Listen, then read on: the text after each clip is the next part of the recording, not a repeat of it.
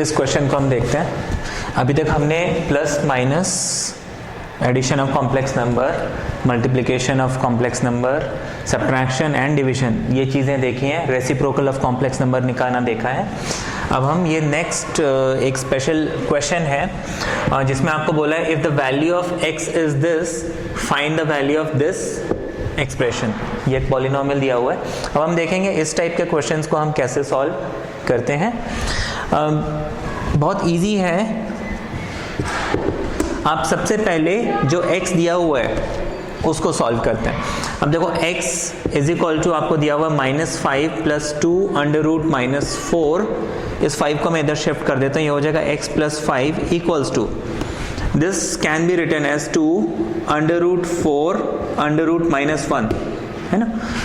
Now क्योंकि देखो ये जो -4 है दिस इज एक्चुअली 4 × -1, तो इसको √4 और √-1 लिख सकते हैं, यानी कि 2 × 2 × -1 को हमने i डिफाइन किया हुआ है विच इज 4i। तो हम इसको डायरेक्टली 4i लिख सकते हैं। ये हो गया। इसके बाद हम क्या करेंगे, इसमें जो प्रोसीजर है वो ये है कि you keep the i on one side, बाकी सब दूसरी तरफ।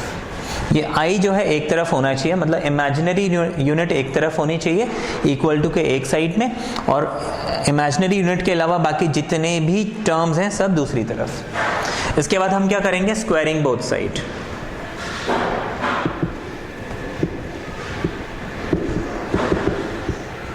स्क्वायरिंग बोथ साइड जब हम करेंगे हमें मिल जाएगा x + 5 whole square = 4i whole square which is x² + 10x + 25 = 4i का स्क्वायर। 4 का square is 16 and i² is -1, तो ये -16 हो जाएगा।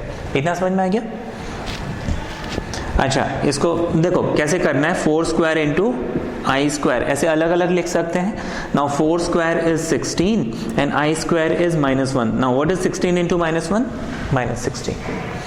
ठीक है, 16 को हम इस तरफ शिफ्ट कर देंगे, हम लिख लेंगे और x² + 10x + 25 + 16 = 0,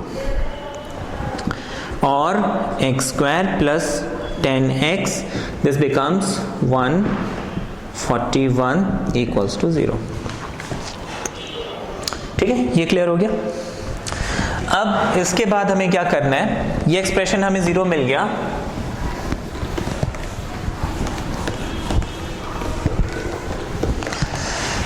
मैं इस इक्वेशन को इससे डिवाइड करूंगा, है ना। इसको हमने कुछ अगर नंबर दे दिया तो,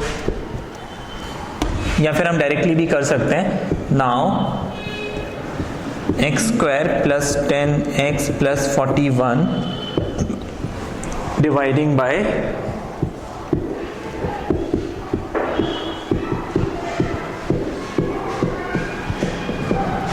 ये डिवीजन तो सबको आता है। इसको हम डिवाइड करते हैं, x² एंड x4। हमारे पास x² बचेगा, x² × x², x4, x² × 10 x³ x² × 41 हो जाएगा 41 x²। Sign change, this gets cancelled. 9 - 10 -x³ this is -5 6 x² and -x।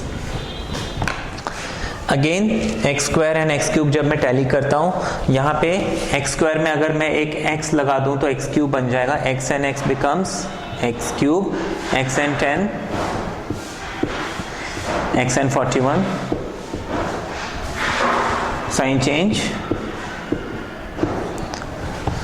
Now this becomes 4x², this becomes 40x and 4। यहाँ पे अब हमें क्या करना है, 4 लगाना है। I'll write 4 here, 4 × 4, 4 × 10 and 4 1s are 4। ये आ गया। मैं सब्ट्रैक्ट करूंगा तो ये दोनों कैंसिल आउट हो जाएंगे, मेरे पास -160 बचेगा। इतना समझ में आ गया।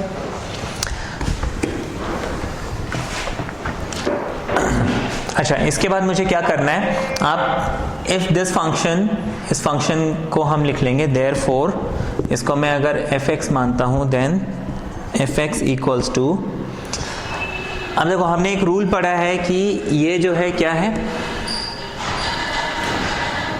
डिविडेंड, डिवाइजर, कोशेंट, ठीक है, और ये है रिमाइंडर। तो हमें मालूम है कि ये जो वैल्यू है इसको हम लिख सकते हैं divisor into quotient plus reminder.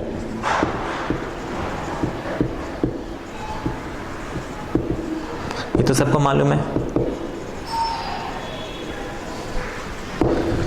तो मैं इस fx को, इस ओरिजिनल इक्वेशन को क्या लिख सकता हूं, x square plus 10x plus 41 into x square minus x plus 4 minus 160, ये लिख सकता हूं। बट इसकी वैल्यू हमने अभी क्या निकाली थी, 0, तो ये पूरा का पूरा एक्सप्रेशन 0 बन जाएगा। तो ये हो जाएगा 0 minus 160 is equal to minus 160। Therefore इसका आंसर कितना आ जाएगा, माइनस 160, ये हमारा आंसर। क्लियर हो गया ये। इसके बाद हम एक बहुत इंपॉर्टेंट चीज देखेंगे कॉम्प्लेक्स नंबर में, which is cube root of unity.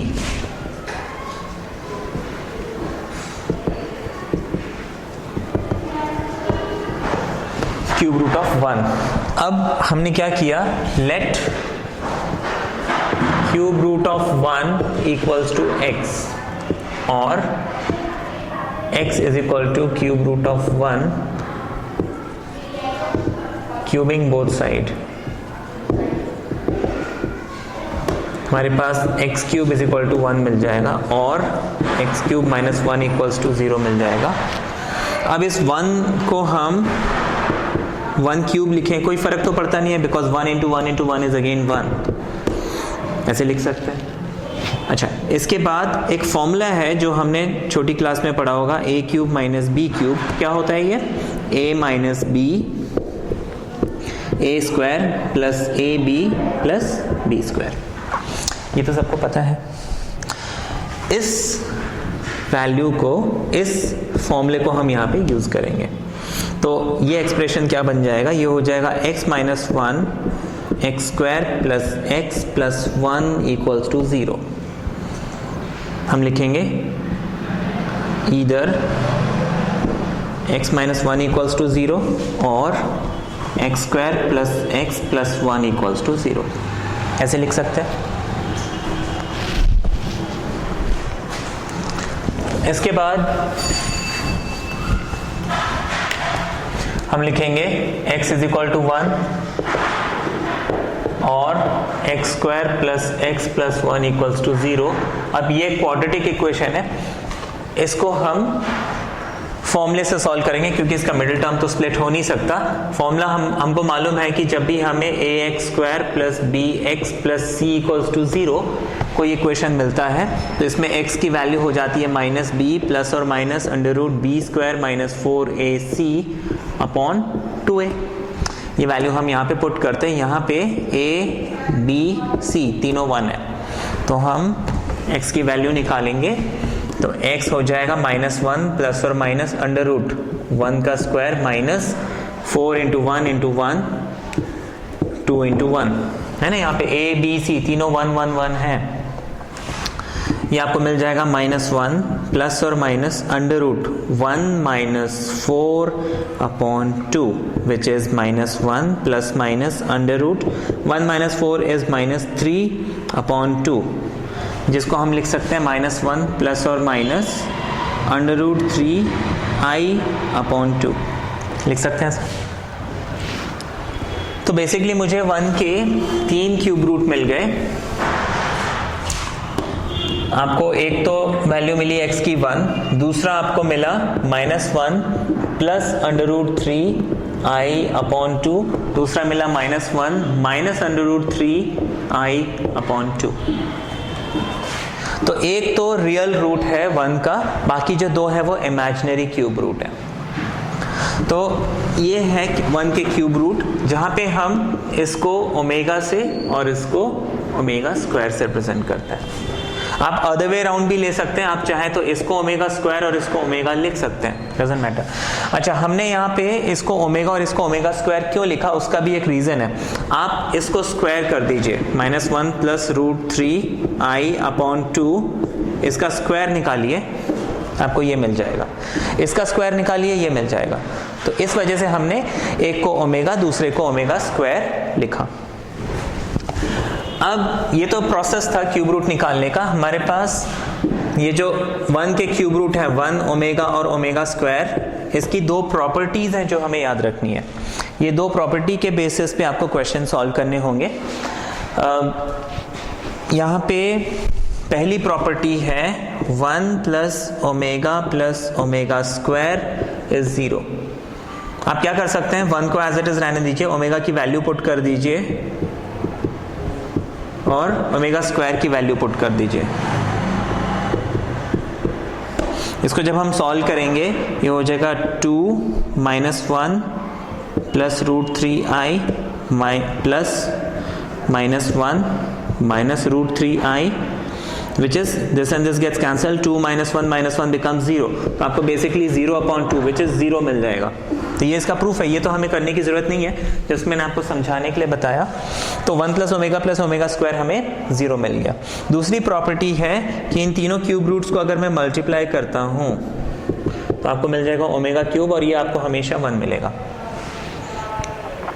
तो हमें याद रखना है 1 + omega + omega square is 0 and omega cube is 1। ये दो प्रॉपर्टी हमें याद रखनी है, इनके बेसिस पे हमें क्वेश्चन सॉल्व करने होंगे।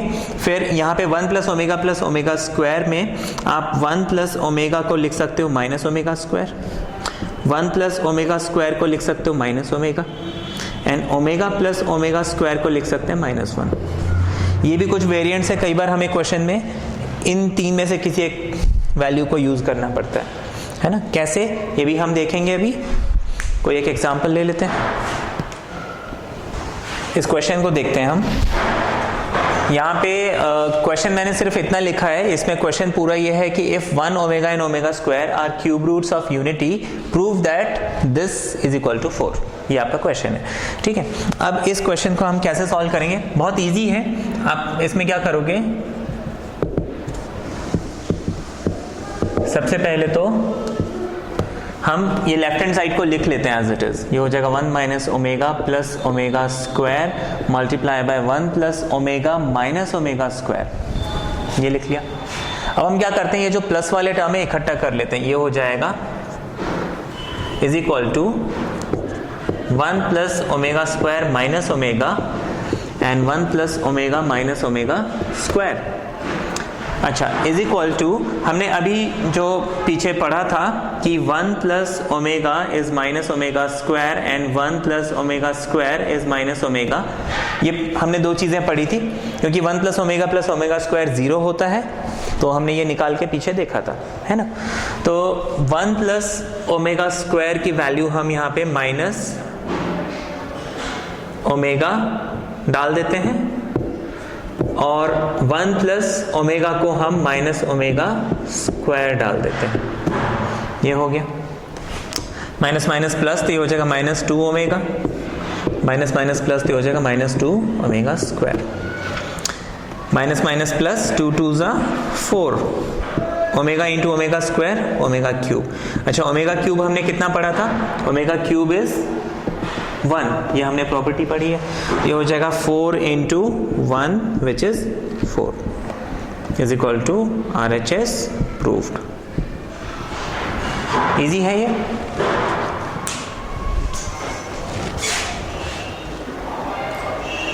एक एग्जांपल और देखते हैं, आपको ये प्रूव करना है। अच्छा, ये भी सिंपल है। हम क्या करेंगे, कोई भी एक एक्सप्रेशन ले लेते हैं। फॉर एग्जांपल इसको ले लेते हैं, हम क्या करेंगे, इसको लिख लेंगे, ये दिया हुआ है। ये देखने में अदरवाइज टिपिकल लगता है लेकिन है नहीं। आपको क्या करना है, सिमिलर टर्म्स को सिर्फ रीअरेंज करना है। एक जैसे हैं, 2 and 2 है, तो हम यहाँ पे क्या करते हैं, एक साथ ले लेते हैं, ऐसे लिख सकते हैं। अच्छा, यहाँ पे हम 2 कॉमन ले सकते हैं, ये हो जाएगा 1 + ओमेगा स्क्वायर ऐसे लिखा जा सकता है। Now what is 1 plus omega, अभी हमने पढ़ा था,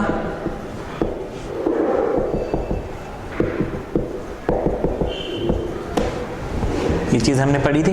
तो हम 1 प्लस ओमेगा स्क्वायर को लिख सकते हैं 2 into minus omega and 5 omega whole power 6 which is minus 2 omega plus 5 omega whole power 6 which is 3 omega whole power 6 which is 3 power 6 into omega power 6. What is 3 power 6? 729 into omega power 6 को हम लिख सकते हैं omega cube into omega cube. ये हो गया 1, ये हो गया 1।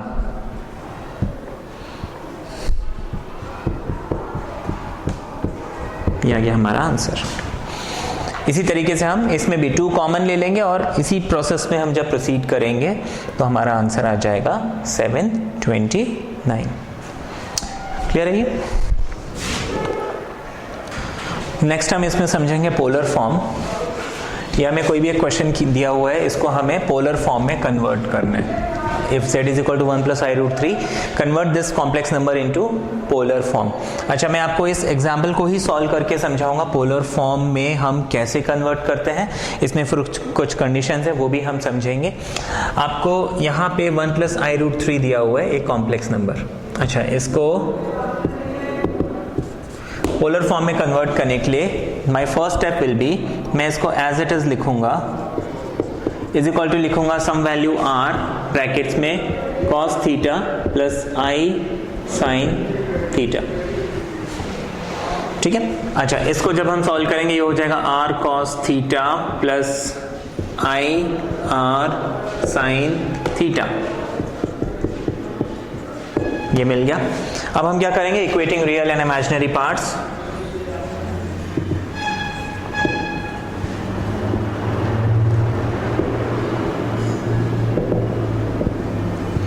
Equating real and imaginary parts, we have ये 1 जो है r cos थीटा के इक्वल होना चाहिए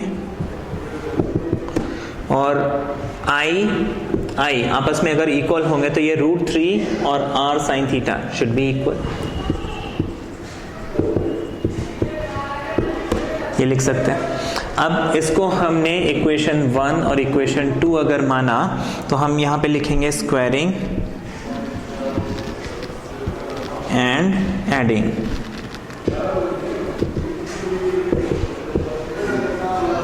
equations 1 and 2 we have r square cos square theta, क्योंकि मैंने इसको स्क्वायर किया, फिर ऐड किया किसको, r square sine square theta को। ये समझना गया?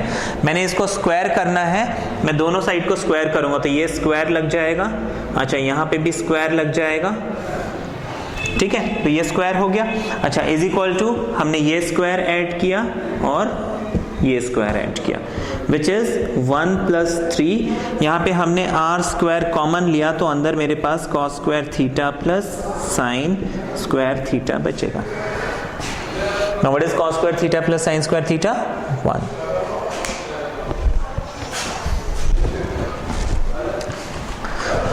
तो हम इसको फर्दर क्या लिख सकते हैं, r square into 1 equals to 1 plus 3 which is 4, या फिर r स्क्वायर इक्वल्स टू 4 और r इक्वल्स टू 2, ये हम लिख सकते हैं। देयरफॉर हम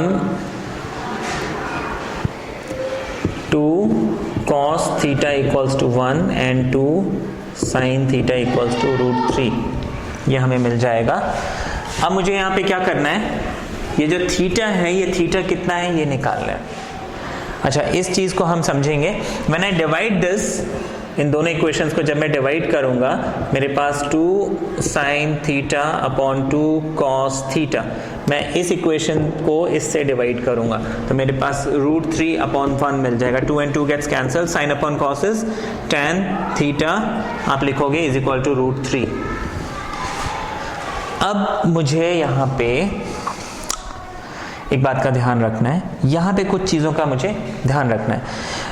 ये जो थीटा की वैल्यू आएगी सबसे पहले तो मैं इसमें अगर प्लस माइनस कुछ भी मिलता, हम एक और एग्जांपल में देखेंगे, मान लीजिए यहाँ पे नेगेटिव मिलता, मैं पहले उस नेगेटिव साइन को हटा के सिंपली देखता कि tan थीटा की वैल्यू √3 कब होती है। अब देखो थीटा की वैल्यू, tan की वैल्यू √3 है, it is only possible when theta is equal to π/3 60 degree, है ना, ये तो हमें मालूम है। अब इसके बाद मुझे कुछ कंडीशंस याद रखने हैं, मैं यहाँ पे इसको थीटा लिख लूंगा, उसके बाद मुझे केसेस याद रखने हैं।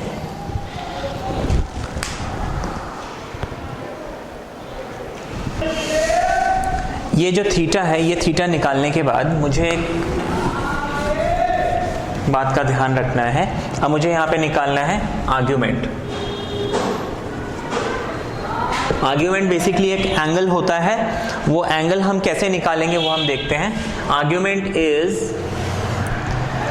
थीटा, जो थीटा की वैल्यू वही होगा if x greater than 0, y greater than 0। अगर ये दोनों ग्रेटर देन 0 है तो आर्ग्यूमेंट थीटा के इक्वल ही होगा। Is equal to pi minus theta, ठीक है, if x less than 0, y greater than 0।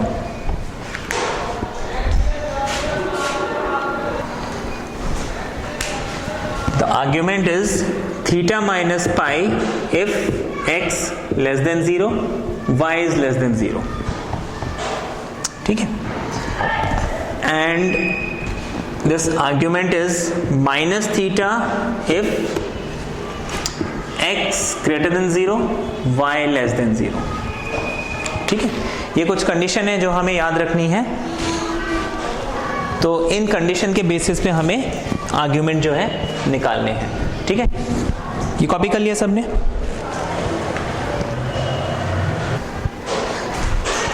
हाँ, अब यहाँ पे x और y क्या है, ये x y बेसिकली क्या है, z इज इक्वल टू आपको x प्लस आई वाई के फॉर्म में दिया हुआ था ना, तो x जो है आपका जो रियल पार्ट है और y जो है वो इमेजिनरी पार्ट है। तो आपको x और y के सिर्फ साइन देखने हैं और वो साइन के हिसाब से मुझे आर्ग्यूमेंट निकालना है। अभी जो हमारे ये क्वेश्चन था ये क्या था, z equals to 1 plus i√3, है ना, z equals to 1 plus i√3। अब देखो दोनों पॉजिटिव है तो फर्स्ट वाला केस लगेगा, देयरफॉर हमारा जो आर्ग्यूमेंट है क्या बन जाएगा, π/3। Therefore this expression is equal to, हमने r कितना निकाला था, 2 cos π/3 प्लस i sin π/3। ये हमने इसको पोलर फॉर्म में लिख दिया। ये क्लियर है?